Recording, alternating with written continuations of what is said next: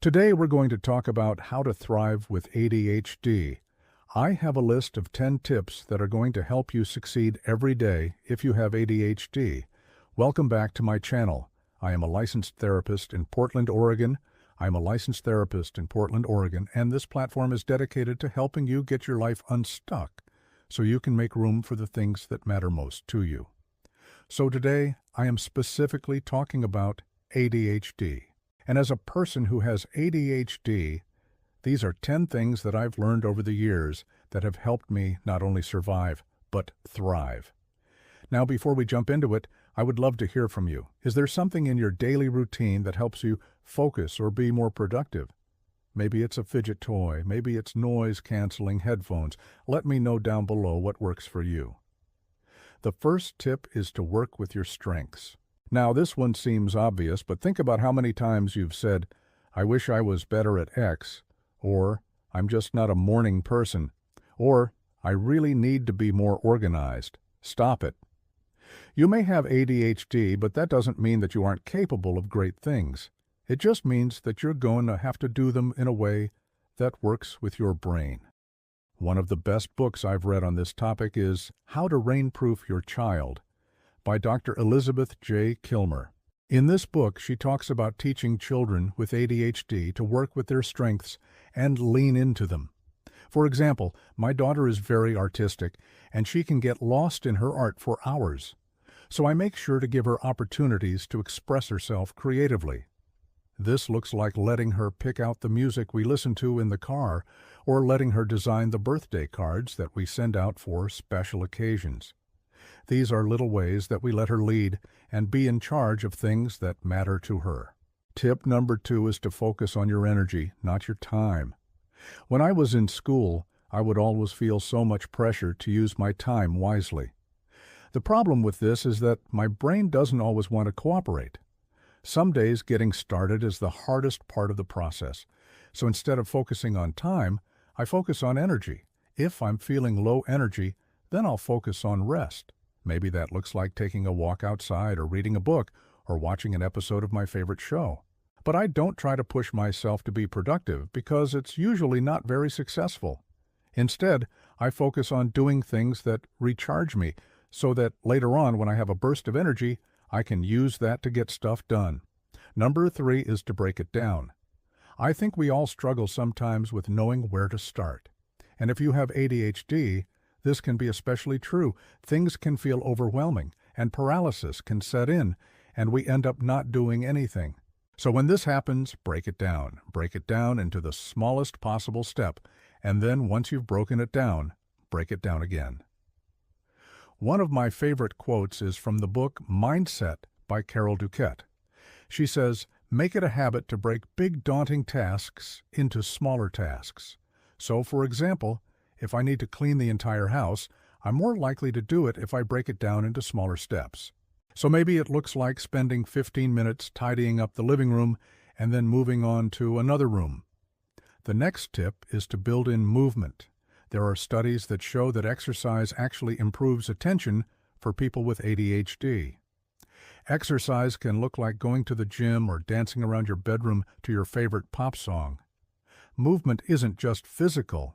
It can be mental, too, like engaging in a hobby or learning something new.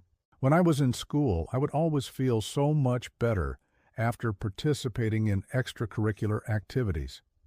It gave me a chance to take a break from academics and do something different. The next tip is to develop a morning routine. The morning is such an important time for people with ADHD. Our brains are often at our most focused point during the morning hours, so it's important to use this time wisely. One of the best things you can do is develop a morning routine that works for you. A morning routine can give you structure and help you focus on the most important tasks of the day. My morning routine consists of drinking coffee, reading, journaling, and stretching. These are things that help me feel centered and ready to take on the day. Number 6 is to take breaks. Yes, I know this sounds counterintuitive. You've probably been told that you need to push through and power through, but the truth is that taking breaks can actually be more productive. Taking a break gives your brain a chance to rest and recharge, And when you come back to the task at hand, you'll be able to focus better. When you take a break, it's important to do something enjoyable. This could be spending time with friends, playing a video game, or taking a walk in the park. By doing something you enjoy, you'll be more likely to come back to your work refreshed and ready to go. My next tip is to keep your environment in check. When I have too much stuff around me, I get distracted easily. It's hard for me to focus when there's clutter all around me, so I try to keep my environment as clean and organized as possible. Now, I'm not the best at this, but I'm working on it. One trick that I've learned is to keep only the things that I need in my immediate workspace. So, for example, if I'm working on a project, I'll keep the project files, my laptop, and a notepad on my desk. I keep everything else out of sight and out of mind. If you're enjoying this video, please hit that subscribe button. It really helps spread awareness about ADHD. Tip number 8 is to seek out a support system. Having a support system is essential for anyone with ADHD. A support system can provide understanding, patience, and encouragement when things get tough. It can be a group of friends, family members, or even other professionals. It's important to find people who understand ADHD and who can support you through the challenges you face. I'm fortunate in that I have a lot of understanding people in my life, but I also seek out professional help when needed. Number 9 is to accept your weaknesses. We all have them, and trying to deny them or fight them only causes us unnecessary stress and frustration. Instead, learn to accept your weaknesses and work around them. This might mean asking for help when you need it, or breaking tasks down into smaller, more manageable pieces. For example, I'm really bad at remembering details, so I use a calendar app to help me remember appointments and deadlines.